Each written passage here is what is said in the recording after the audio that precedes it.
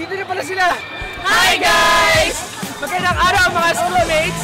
Nandito na muli ang lahat ng dapat yung malaman tungkol sa pamantasan. Ako si Jello. Lahat ng il, lahat ng hit, lahat ng trendy. Ako naman si Mary Rose. At ito ang inyong online tambayan. Ako naman si LA at ito ang PUP TV, pinakausapan sa pamantasan.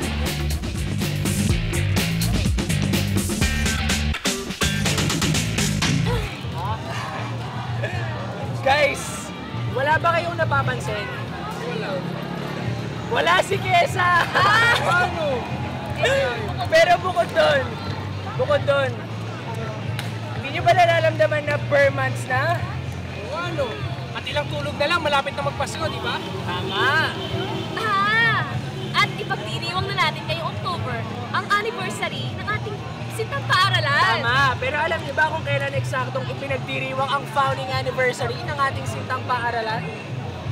Ngayong first week of October. Sabi ko na sa iyo eh. Talaga namang nakaka-proud ang maging isang PUP yan, di ba? Oo naman, kasi bukod sa tayo ang may pinakamababang tuition fee dito sa buong Pilipinas, tayo din ang kauna-unahang Polytechnic University sa buong bansa. Eh teka lang, ilang taon na nga ba ang PUP? Ay, alam mo makikita yan sa logo natin eh. Di ba nakalagay doon? PUP 1904. So kung 2013 na ngayon at 1904 tinatagang PUP, 109th founding anniversary ng ating sintang paaralan. Oo nga, at speaking of logo, alam niyo ba kung ano ang kwento at kasaysayan kung paano na po ang kulay Golden Star at ang kulay maroon sa paligid nito? Paano nga ba? Pwes yan ang ating aalamin dito sa ating episode ng PUP logo dito sa Anghit. Alam niyo ba na ang logo ay ginagamit bilang pagkakilala ng isang establishmento, gusali, paaralan o anumang samahan? Ang bawat logo ay may kanya-kanyang kahulugan at simbolo. Pero ano nga ba ang simbolo sa likod ng logo ng ating sintang paaralan? Sabay-sabay natin alamin ang kahulugan at kwento sa likod ng ating logo dito sa Anghit featuring PUP logo. Hindi ko po alam. Ano ba yung logo? Nakalimutan ko eh. May simbolo yung PUP. Hindi ko alam eh. May simbolo sa katatagan ng ating universidad. Excellence. Excellent yung PUP. Parang yung symbol yun ng ano, yun sa humanity. Yung bilog daw. Infinite wisdom. STAR stands for the perfection of human person as well as the search for truth. PUP logo, yun yung dream namin. Kailangan namin maabot, mag-graduate namin dito. Dates back to the conceptualization of this logo, simplified adoption from Leonardo da Vinci's famous drawing, the proportions of the human figure. At that time, I was the executive assistant of Dr. Nemesio Ibrahim.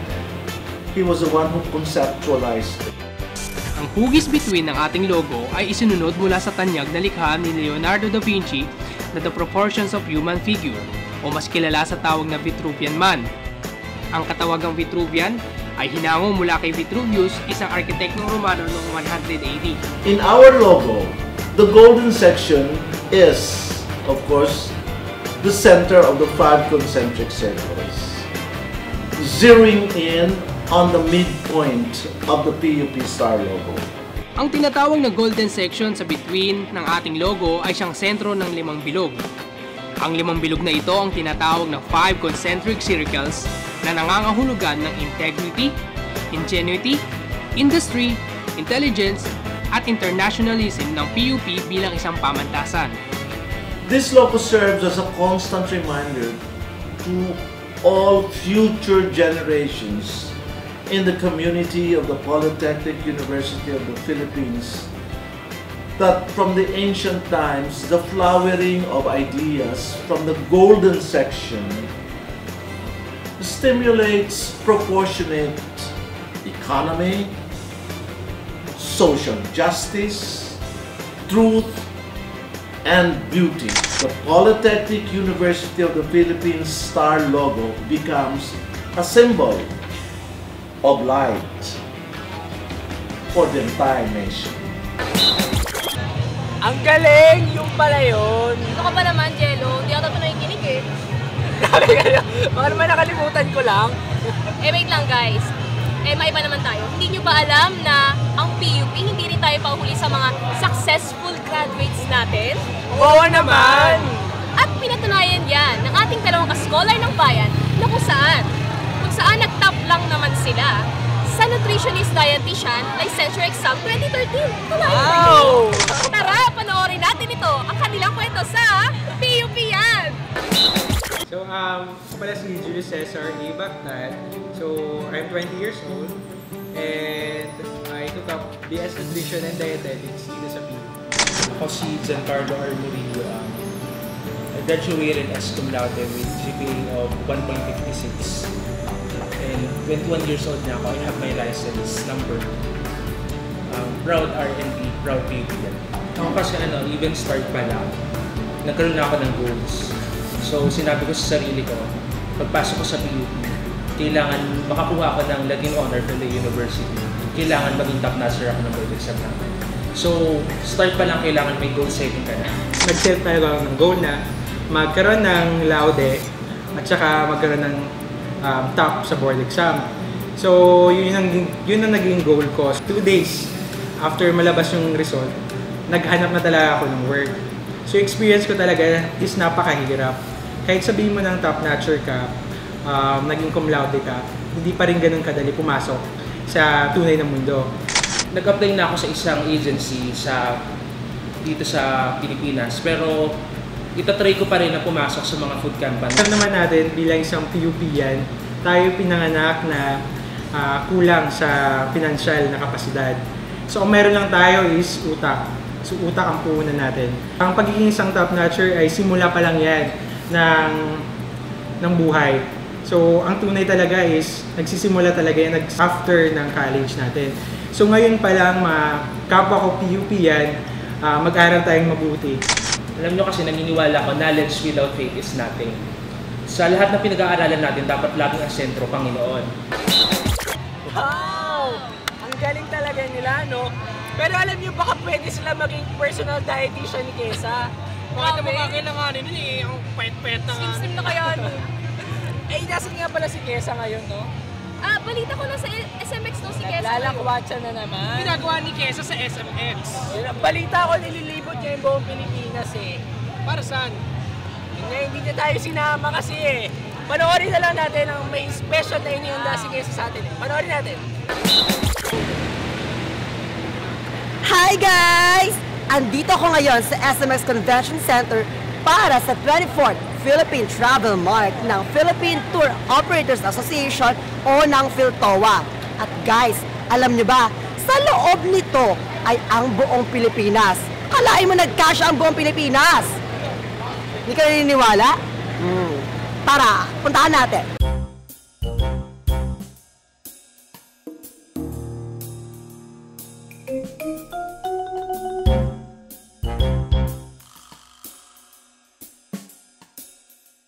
Hindi lingid sa ating mga kaalaman na ang Pilipinas ay isang bansang mayaman sa magaganda.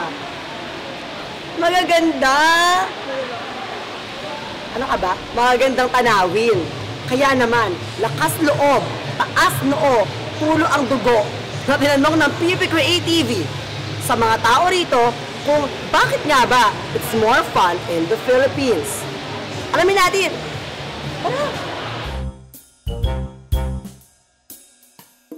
Bakit po it's more fun in the Philippines? Because mas marami tayong makikitang sceneries dito. Because you have the beautiful places here in the Philippines. Philippines is the best among all our countries. Yes, big house! A wow country. Shadow naman daw. Wow destination. You like it? Yes, Philippines is a wild country with wild people. Exciting, tsaka madami mong pupuntahan. Bakit it's more fun in the Philippines? Kasi nandito ka. Oh, nakakaya ko naman. Ay, ito naman. Bakit it's more fun in the Philippines? Look up, look up. Kesa, Pilipinas ka ba? Bakit? Kasi ang ganda mo eh.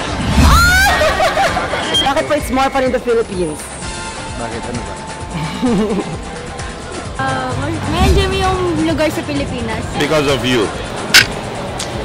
Because of the people, you know? So, masaya mga Pinoy eh. Inaorasan mo? Huwag na lang. Hanap na lang kayo. Ang tagal kong naghintay para sa sagot. Guys, we have here Governor Vilma Santos.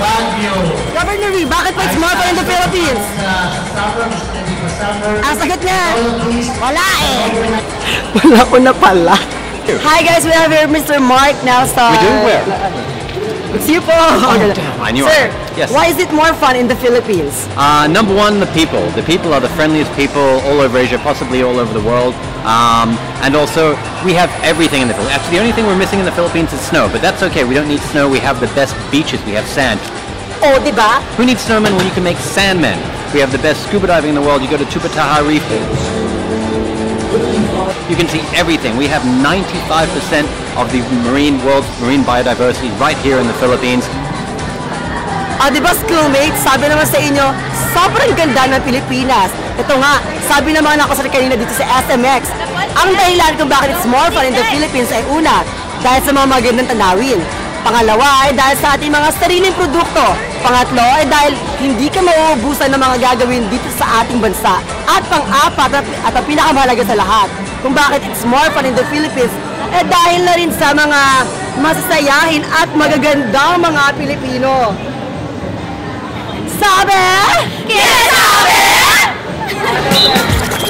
Wow, grabe! Sayang di tayo nakasama dyan sa SMX Convention Center. Daya-daya ni Kesa. Hindi na naman tayo sinama ni Kesa. Pero balita ko nga, may boost daw doon ng PUP. Boost ng PUP Creativity. At alam nyo ha, itong boost na to, kasama nito yung iba pang malalaking kumpanya sa buong Pilipinas. Wow, big time ang PUP. Ang cool, di ba? Nakaka-proud naman na maging isang PUP, yan talaga naman. At dapat na nating i-celebrate ang ating founding anniversary. At kaya wag natin kalimutan, mga kapatid sa pananampalataya, mga schoolmates, na batiin ang ating nag-iisa, ang ating sindang paralan ng Happy 109th Founding Anniversary!